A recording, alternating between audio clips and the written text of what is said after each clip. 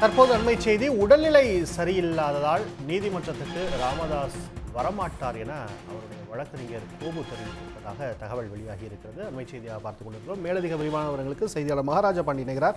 மகாராஜா பாண்டி, விவரங்கள். நிச்சயமாக பாமக நிறுவனர் ராமதாஸுக்கும் அவரது மகன் அன்புமணிக்கும் இடையே மோதல் உச்சகட்டத்தை அடைந்துள்ள நிலையில் கட்சியின் சிறப்பு பொதுக்குழு கூட்டம் ஆகஸ்ட் 10 நடைபெறும் என்று மருத்துவர் ராமதாஸ் அறிவித்திருந்தார். அதற்கு போட்டியாக ஆகஸ்ட் 9 பாமக பொதுக்குழு கூட்டம் மகாபலிபுரத்தில் நடைபெறும் என்று அன்புமணி தரப்பும் அறிவித்தது.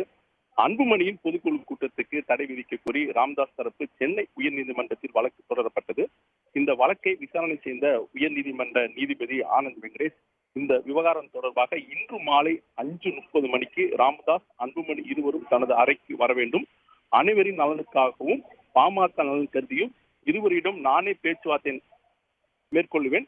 இருவரிடமும் பேசும்போது கட்சிக்காரர்கள், வழக்கறிஞர்கள் யாரும் உடன் இருக்கக்கூடாது. நீதிமன்ற வேலை நேரம் முடிந்ததும் இருவரும் எனது அறைக்கு வர வேண்டும் என நீதிபதி ஆனந்த் வெங்கடேஷ் அந்த உத்தரவில் குறிப்பிட்டிருந்தார். இந்த நிலையில் தைலாபுரம் இல்லத்திலிருந்து சென்னை உயர்நீதிமன்றத்துக்கு மருத்துவர் ராமதாஸ் செல்ல தயாராக இல்லை என தற்போது தகவல் வெளியாகியுள்ளது. நாம் அங்குதான் இருந்து கொண்டிருக்கிறோம். தைலாபுரம் ராமதாஸ் இல்லத்தின் பகுதியில் தான் இருந்து கொண்டிருக்கிறோம். ராமதாஸ் தனது இல்லத்திலிருந்து சென்னை செல்வதற்கான ஏற்பாடுகள் எதுவும் செய்யப்படவில்லை. அவரது டிரைவர்கள் இங்கு இல்லை. சாப்பாட்டுவதற்காக அவர்கள் திண்டிவனம் சென்று விட்டார்கள்.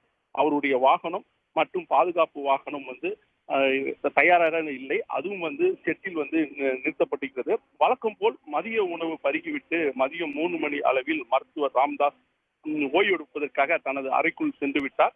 மருத்துவர் ராமதாஸ் சென்னை செல்லாததால் அடுத்த கட்ட நகர்வு என்னவாக இருக்கும் என்பது குறித்து பாமகவில் ஒரு பரபரப்பு ஏற்பட்டுள்ளது. மேலும் அன்புமணி அறிவித்துள்ள பொதுக்குழு கூட்டம் நடக்குமா என்பது குறித்தும் ஒரு கேள்வியும் எழுந்துள்ளது. உடனுக்குடன் செய்திகளை தெரிந்து கொள்ள சன் நியூஸ் பெல் ஐகானை கிளிக் பண்ணுங்க.